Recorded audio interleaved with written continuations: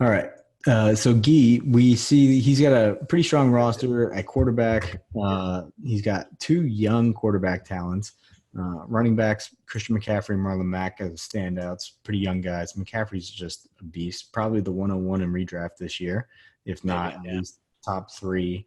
Um, Maybe Alvin Kamara or yeah, Saquon Barkley, but he's like right there in the top tier guys. Ertz really stand out at tight end still, although I am curious to see what happens with the Eagles offense this year with so many new mouths to feed. But he's probably still going to get his, and tight end is a dumpster fire.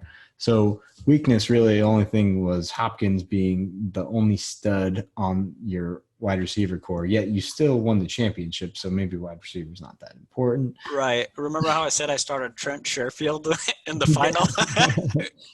But that's the thing. That's how I feel about wide receiver, though. You can I have so many different guys. I can pick one guy to play next to Hopkins. It's like I don't have anyone that's really good, but I have a whole bunch of them, and one of them is going to have a good matchup, hopefully.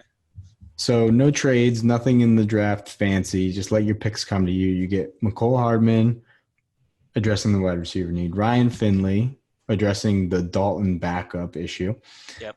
Benny Snell Jr. at 312, which there's a crowded backfield there, but there's a chance that Benny Snell could work his way onto the field given injuries. I don't think that he's a superior player to James Conner, Jalen Samuels or James Conner, but there's always a chance. And it could end up that he's like the goal line back. Who knows?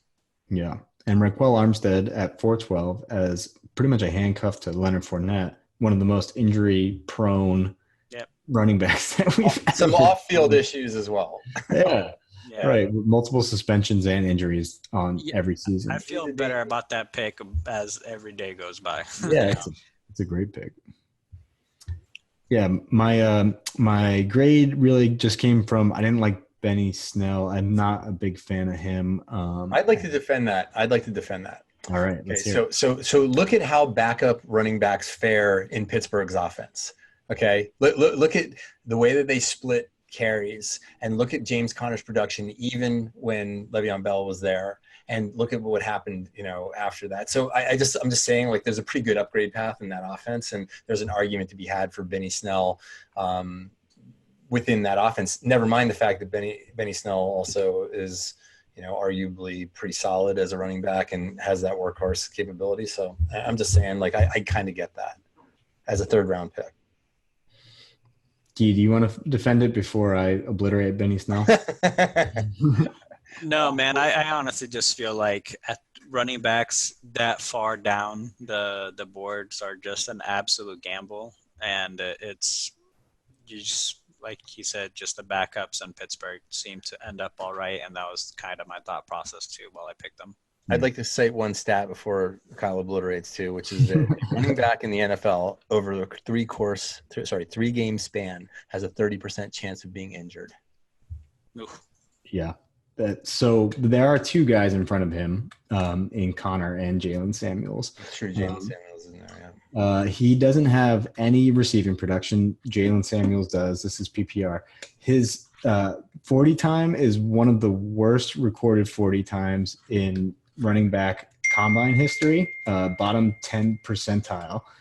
He has very little agility and very little burst. And his only real claim to success is his humongous college dominator rating at running back, which was massive when he played in Kentucky. But he's just a slow fucking guy. I just like. Listen, I don't need him to move left or right. I don't need him to be quick. I just need him to put that ball in his tummy and fall forward into the end zone. That's all I care about. Red zone threat. Yeah, it could be. He's a kind of a chubby dude, 224, 5'10". He's got the running back size, and he's young, so I suppose there's a chance.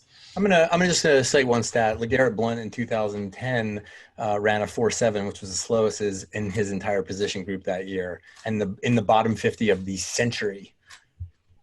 Yeah, and then he like totally flamed out of the league. Yeah, but he had peak production though. He had good years though. One good year. He The had same one year good that year. Peyton Hillis had a great year. And what the fuck happened to Peyton Hillis?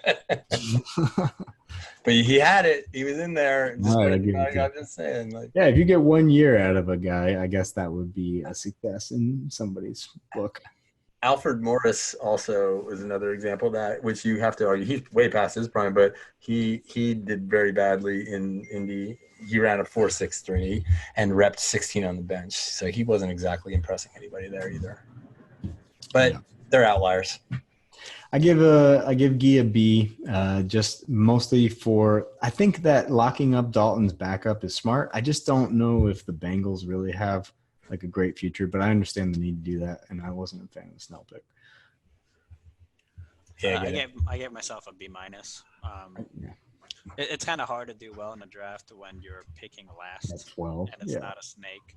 You know, what really saved me was the fact that Hardman fell to me. Like that's how I felt. Like if it wasn't for that, my draft would have been really bad. Yeah. Yeah, that's a nice one to have in your pocket. Mm-hmm.